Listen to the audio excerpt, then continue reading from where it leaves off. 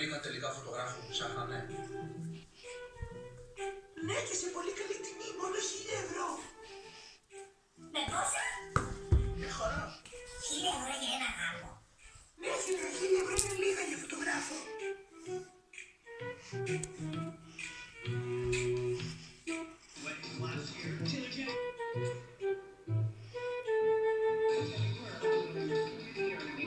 Ντουμπονά, έλα να μου μεταφράσεις τι λέει, γιατί είναι στα αγγλικά και δεν καταλαβαίνω τίποτα.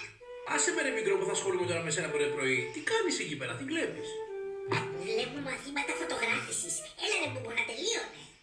Συγγνώμη, γιατί έχεις φωτογραφική μηχανή και κάθεσαι και βλέπεις μαθήματα για φωτογράφηση?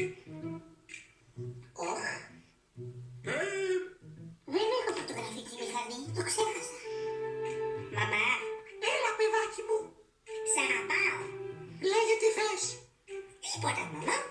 Είπα, λέγε τι θες. Καλά, δεν είναι επαγγελματική κάμερα. Επαγγελματική κάμερα.